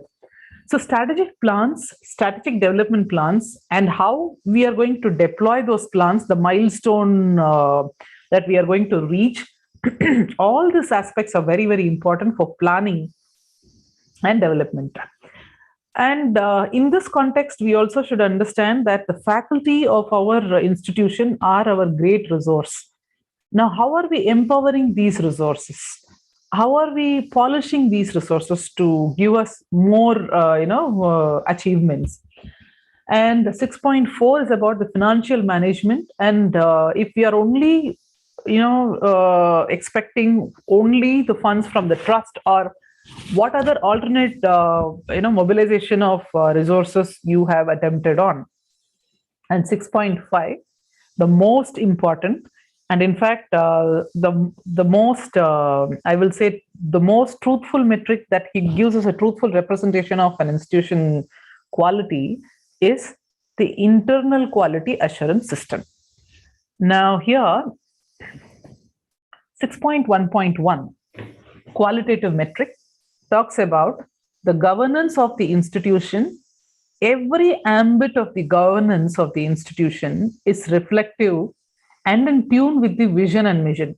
So in every governance aspect of the institution, the vision and mission of the institution is reflected on or not. So this is how you will be describing it, and the according to what the mission and vision of your institution is, the peer team will refer it to the different decisions that have been taken by your your governance bodies, and they will be able to confirm these metrics. The second metric is about effective leadership is visible in various institutional practices such as decentralization and participative management. See, when there is how the decision making happens in your institution, from bottom to top approach or top to bottom approach or a blended approach. Now, how such kind of, you have to provide a case study of how you do decentralization and how you take your decisions and how you collaborate, and every component of your institution has been taken into consideration. How you participate in the decision making process. All of these we need to represent it in 6.1.2. Now, 6.2 talks about strategic development and deployment. The institutional strategic perspective plan is effectively deployed. Now, if an institution has a effective plan which is already prepared and it is deployed, so every year or every once in 2 years, 3 years, or whatever the thing is, you have to again back check, reorient yourself whether you're going on the same track that you have laid for your institutional progress. So that how do you do it? All those things you need to explain it in 6.2.1. The functioning of the institution bodies is effective. So the various bodies of governance of your institution, say the academic bodies or your examination bodies or your other kind of bodies that are there, is effective and efficiently visible from policies. So your in policy ways also you make provisions for these bodies to function. In administrative setup also you give all kind of preference and privilege to these bodies. And in appointments, in following the service rules and procedures, etc., these are very, very clear and well laid and well performing bodies you have. This about 6.2.2. 6.2.3 talks about implementation of e-governance. Now, e-governance is the talk of the day. Now, even talking about the e-governance in terms of participative management, e-governance, even in terms of inclusive decision making and many other aspects, we see e-governance coming in handy with us. So that way, where all you apply your e-governance? Do you apply e-governance in administration? Do you apply e-governance in finance and accounting? Do you apply e-governance in student admissions and student support, in examination? So these proofs you are supposed to give for these particular aspects. Now, 6.3 is about the institution has effective welfare measures for teaching and non-teaching staff. So as I said that these are our resources. Now, in terms of maintenance, we say infrastructure has been maintained. Those are hard infrastructure and soft infrastructure. But what about the resource maintenance? What about the teaching and non-teaching staff's wellness when we talk about? So what kind of welfare measures have been taken by the institution? So those all has to be listed here. 6.3.2 talks about average percentage of teachers provided with financial support to attend conferences, workshops, towards membership fee of professional bodies during the last 5 years. This is the financial engagement of the institution towards faculty development. So how much have been budgeted, how much have been expenditure incurred by the institution towards the FDPs or the continuous improvement, continuous learning of the faculties, and empowering the faculties to be the member of professional bodies through which they will be getting higher exposure towards better knowledge and all these aspects. Now, 6.3.3 is about average number of professional development administrative programs organized by the institution for its own teaching staff and non-teaching staff. So teaching and non-teaching staffs are two sides of the coin. So how many number of programs you have organized for their upgradation, their knowledge upgradation is very important. So in 6.3.2, we talk about average percentage of teachers provided with finance, so number of teachers. It can be through any other FDP outside your institution also they have attended is fine. But 6.3.3 talks about the number of programs organized by the institution itself for its own faculties, that we are including this FDP. If it is only for your faculty, if you're arranging, then this will also be considered for the teaching staffs and non-teaching staffs. 6.3.4 talks about the average percentage of teachers who undergo online and face-to-face faculty development programs during last 5 years. It's very simple. So FDP, we know UGC has a very clear terminology for what is an FDP and how many days it has to be, and orientation program, refresher program, short-term program. So everything, the HRDC has clearly defined how many days it has to be. They will not reduce even a 1 hour from that. So the minimum number of hours that has to be completed. So that way, even NAC also in its SOP have clearly mentioned that how many days they will be, minimum number of days that they need to be there. That is very clearly mentioned there. And apart from that, 6.3.5 talks about the institutional performance appraisal system for teaching and non-teaching staff. Every year, the appraisal, what happens, faculty appraisal. Now, how are you collecting that appraisal? It is a self-appraisal. Then after the self-appraisal, are you consolidating it? Are you again reviewing it back? Do you have a progress report of how many they have done last year to this year, whether its graph is going up or down? Do you discuss with them all of these aspects in a performance appraisal this thing? So how do you do that, and how do you share with them also comes here. Now, financial management and resource mobilization. We talk about institution conducts internal and external financial audits regularly. Very simple, very straightforward. Yes or no? Then what kind of financial audits do you conduct? External audits, who are the agencies involved with you for the external audits? So all of these things you need to provide. If you will be having internal audit officer and an external audit also that happens, and beyond more than one, if you have also, you need to mention here. 6.4.2 talks about grants received from non-government bodies, individuals, philanthropists during last 5 years. In criteria 3, we extensively ask about funding, and that is mostly through research and the endowments, shares, and all those things. But here we are talking about the funding, which is not covered in criteria 3, but otherwise have been provided by any other government bodies or individuals or philanthropists. Now, such funds can come here in 6.4.2. Now, 6.4.3 talks about institution strategies for mobilization of funds to the optimal utilization of resources, which means, like, for example, you have state-of-art laboratory for water testing, which you teach to your students, say in chemistry or biology or biochemistry or whatever. Now, when you're teaching it, you're using it only 10 to 5 for the students, and beyond that, it is not being used.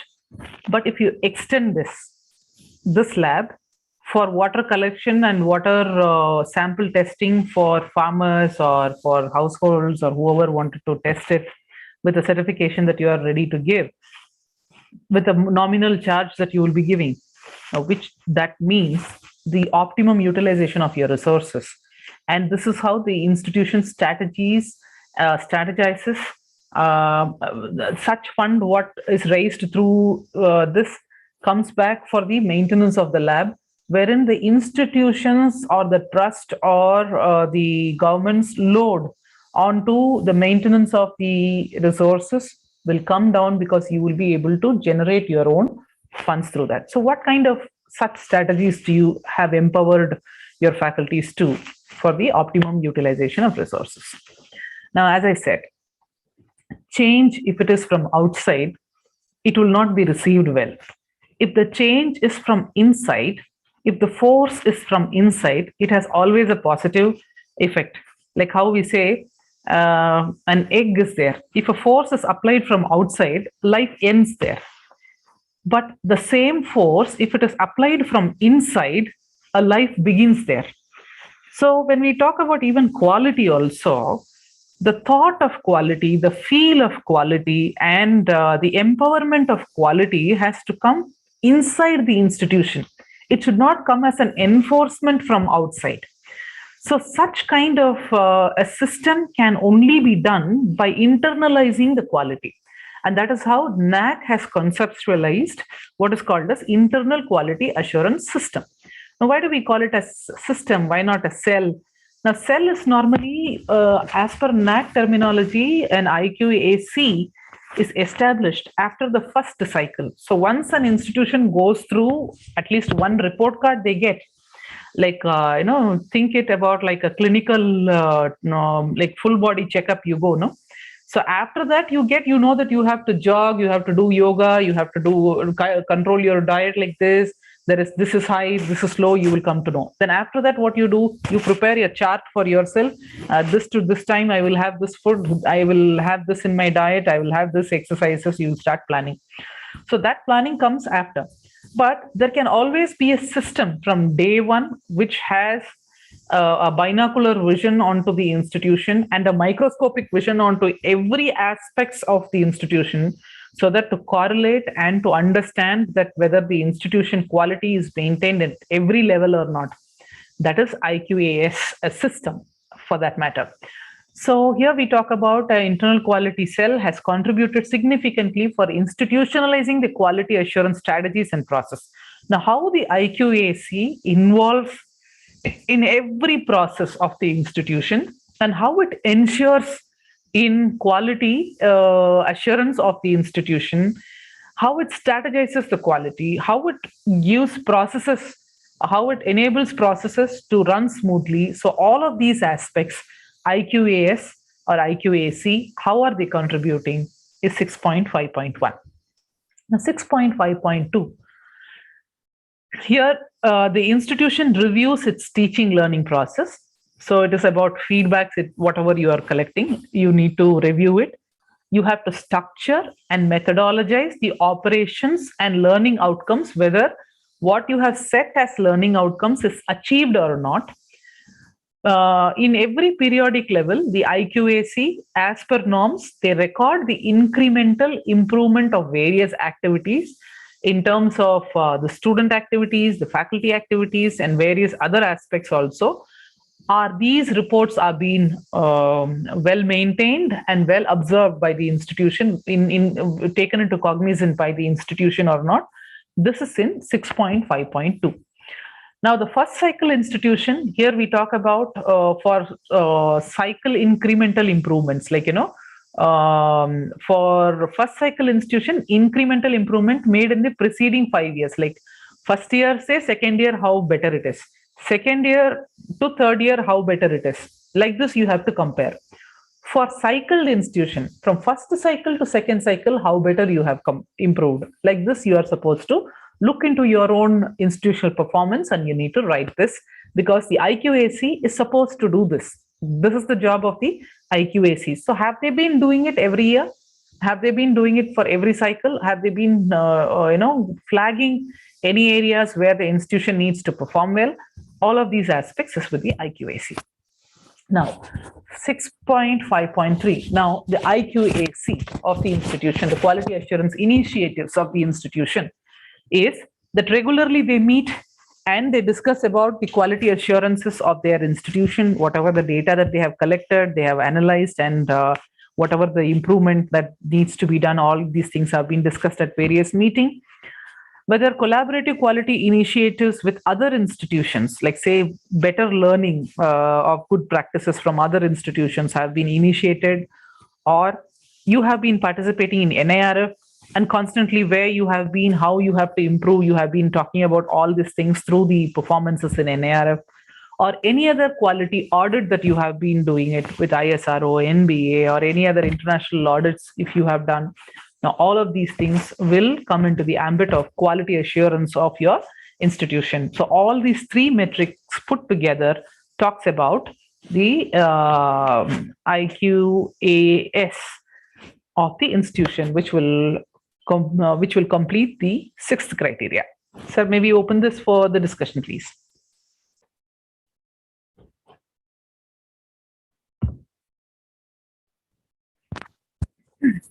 Thank you so much, ma'am, for your wonderful explanation on criteria 4, 5, and 6. May I request a participant to rise, and I think one Bharati Ji. Now you can unmute your side and ask your question. Ma'am, that was a very clear explanation about criteria, all the criteria 4, 5, and 6, ma'am. And I need a clarification regarding 6.3.2, ma'am. You are telling about the average percentage of teachers provided with the financial support. Is it only for the teaching faculty, or can we include the, because in some of the institutions, for some of the that is for what to say, any kind of workshop, even the technical staffs, they used to participate and they used to get the funds. Can and we show that? 6.2.2, 3.2, if you see the denominator, average percentage denominator, it is only the teaching faculty. Okay, ma'am. Because as a proof, they are asking for the audited statement of account, which is highlighting the financial support. Yes. But normally the auditing statement, it has the whole of the amount that is not being segregated. Like, no, that's okay. What you need to do is that sanction letter also you have to provide along with that. With the audited statement, you have to say that in audited statement, this much amount was earmarked and spent towards faculty development activities, financial support for faculty development. And this many faculties have been benefited. Sanction orders are like this.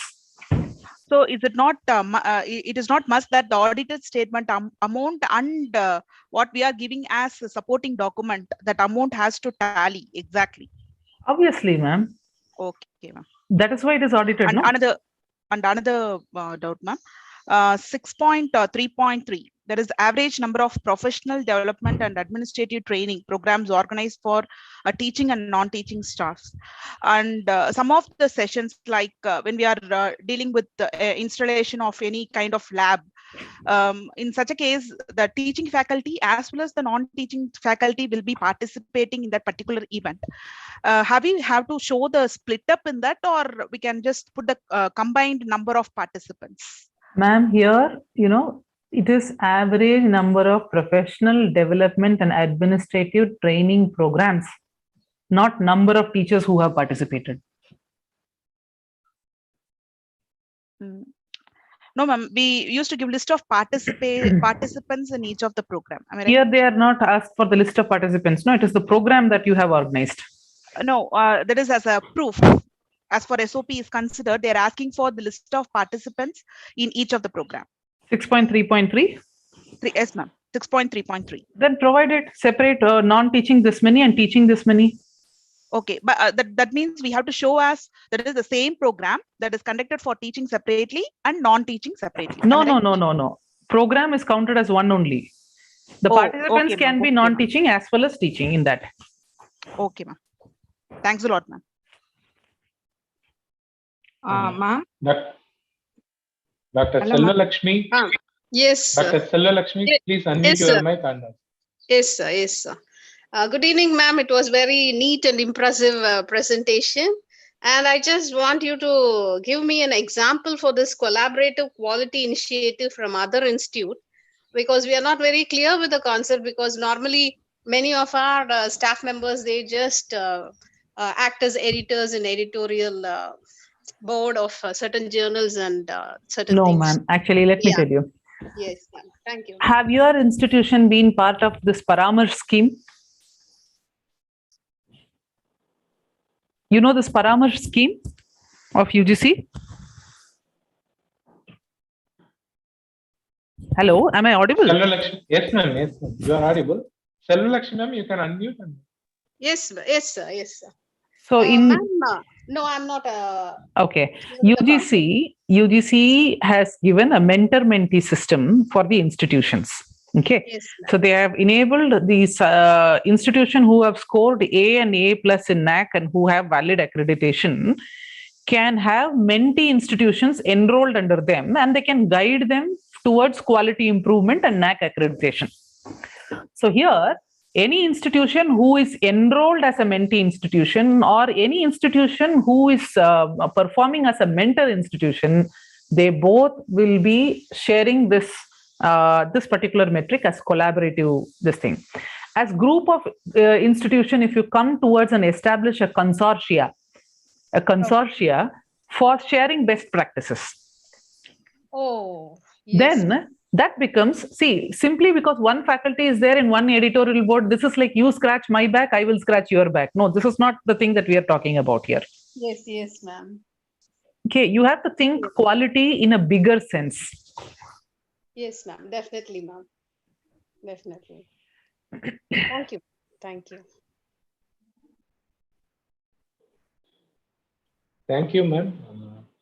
One last question from my side. Like we are organizing a lot of faculty development programs with E and ICT academies, and through this National Knowledge Network program, the organizing people will be the joint 7 IITs, and our institution is one of the remote nodal center approved by EICT Academy Jabalpur. Can we claim that FTP, which is organized as part of our remote nodal center, will be from our institution as well? Sir, if you are also part of the organizing team, number one, and number two, if all your faculty have been participating in this program, then yes, you can claim it as a program for that particular metric. Okay. Thank you, ma'am. Any other questions? Okay, I have here a question about the website of the college with geotagged pictures is checked with respect to all criteria before visiting. I don't understand what this means. In chat box, there's a question. I think maybe they have sent to you directly, ma'am. I think. Oh, okay. Yeah, maybe. It's not visible to me. It is Ishrat Patel. Yeah, hello, ma'am. Yes, Actually, I ma'am. had posted that because when the peer team visits, before the visit, and when we submit all our 5 years AQARs, they go for scrutiny through these websites. We heard that, so I wanted to clarify from you. See, it is a fact of inquisitiveness, Ishrat. If you call me to your institution also, I will first look at your website. Definitely. I will first see what you are, and before I come there, I have a sense of an inquisitiveness to know about your institution. If most of the details are available, then I will be very easily focusing my questions appropriately, isn't it? Yes, ma'am, because all the proofs, maximum proofs of all these 7 criteria we have updated on our website. So what they said is, I don't know that this is a fact. They said us whenever we are going to, whatever we are updating on the AQRs, the same documentation proof will be seen in the website. They are going to judge there. Then maximum marks are given then and there only. Then when the visit is different thing. Physically visit is a different thing. Website, what they are going to view and what they are going to judge, that is going to be counted. So that's why I just wanted to clarify from you, is this? No, actually, what I wanted all of you to just understand and think is that please don't work only for NAC. And please don't chase our metric. Today we have this metric, in a flip of time, tomorrow we might change this metric. By the time you are preparing your SSR, by the time you submit, our manual can change. Our SOP can change. Don't chase the metric. Always understand, in the chase of Tom and Jerry, it is the Jerry who wins, not Tom. Because Tom runs behind cheese, but Jerry runs for life. Your run should be always for better things in life. Yes. Okay, so run for quality. Just don't try to meet that metrics, meet NAC SOP. No, ma'am, let me clarify. Last time what happened, like we are in the second cycle now. What happened is we were very new to that, and I was not a IPC coordinator at that time. We were we did many things, like what they pointed out, we did everything, but we were not having the proof there. At that time visit, see, obviously, we tell you, I say that many things, but if I don't have proof at hand, even today, without Aadhaar and without your ration card and without your PAN card, you don't exist in India. The importance of geotag photos also. What happens is many times when we are taking at the occasion, a geotag camera is not working, or that particular person. This happened last 2 years. Now we are perfectly doing that. So we were missing those. That's okay, for all that years which was early in 16 or 17 or something, you don't have geotag photos, is fine. But at least when you have woken up, I do understand institutions after getting their NAC sheet, NAC grade sheet, they go into a hibernation mode or estimation mode. They wake up themselves after submitting 2-3 AQARs. Oh, we have NAC accreditation coming in another 2 years, and they start working. Okay. So then with it, start seeing their SOP, and because I think 2016 itself, we said geotag, the photos are must. We have told from that time. Then and moreover, what is the problem? Another thing is, this year we have we have started in Karnataka. I'm from Karnataka. We have started, through these all NEP admissions and all. So as you know that we were the first state here. So this particular, AQR of this 21-22, can you give some enlightenment regarding how and what we have to take care of? Because I don't have much new guidelines for this AQR has changed. AQAR is a child of your SSR. Whatever today SSR is there, if that SSR you try submitting for only 1 year,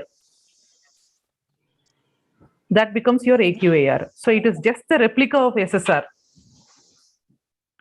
So 4 years AQAR, when you submit the 5th year, it will automatically becomes 5th year. This thing you talk directly, it becomes your SSR. So now our this thing is, how do we combine these AQARs to make your automatic SSR possible? Yes, and moreover, I just want to know, we are, how we have implemented NEP. There are few new questions in this year. Ma'am, that is, we are asking, ma'am, we have to understand NEP is not complete yet. Any policy is complete only when the program of action of that policy is tabled and it is publicized. Okay. Now, NEP talks about verticals. Okay. It talks about HECI. Where is HECI today? It talks about, Academic Bank of Credit. So all universities are part of Academic Bank of Credit. Have they enrolled? See, there are many operational problems that will get cleared only POA, Program of Action, comes. But what we are asking is, now the policy is tabled, the bill is passed. You know actually what is expected through NEP. How is your institution preparing to meet that NEP? That is what we are asking. That is not metrics. It is only your vision, your preparation towards that NEP. What your institution is doing to meet those NEP parameters, what is the steps that are taken by your institution? That is what we are asking as a part of your description. Yes, ma'am. True. That's what we have implemented this year, no? So we are going to Ma'am, answer it. you have only adopted certain components of NEP. You have not implemented NEP completely. Let me tell you, no universities in Karnataka have become part of ABC, Academic Bank of Credit. Not Bangalore University, not Mysore University, not any university. You are trying to adopt NEP. So NEP's curriculum you have implemented. That's all. Multidisciplinary curriculum you have implemented. Isn't it? Yes. Apart from that, yes. Have you implemented credit transfer? Have you implemented students who... Not yet. This is the initiative here. No, not yet, ma'am. So what you have done is that you have not implemented, ma'am. You have initiated. Okay. Okay, ma'am. Thank you.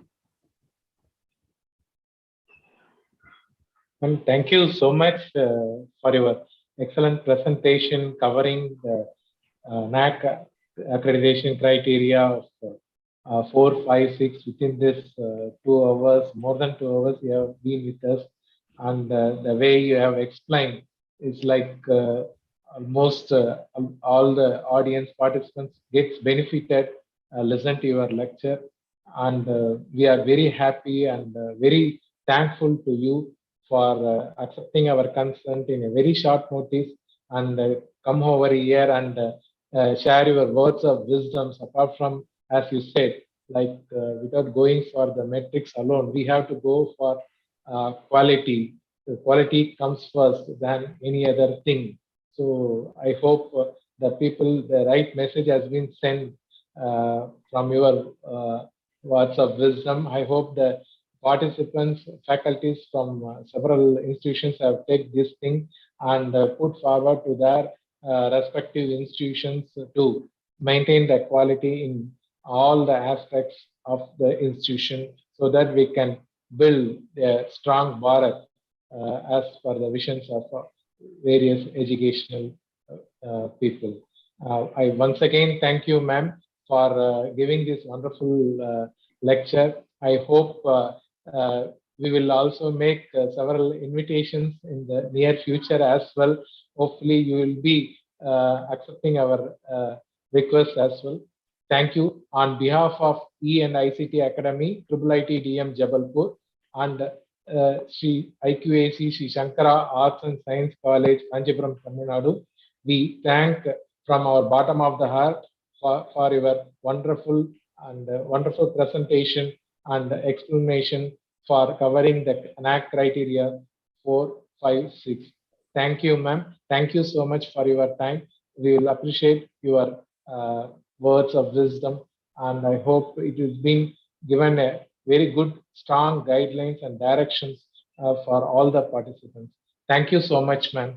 Thank you very much, sir. Indeed, it's an opportunity to connect with you all. I hope you get benefited and you get the essence of quality out of this talk, and you try to implement quality in its true sense. Thank you very much. Thank you so much, ma'am. Thank you. Thank you. Very much. Thank you. Dear participants, please have a break for this time, and we will please join by 5:20 so that we can start the session by 5:30. Thank you so much. Thanks for your patient presence and listening to this wonderful lecture. Thank you. Thank you all.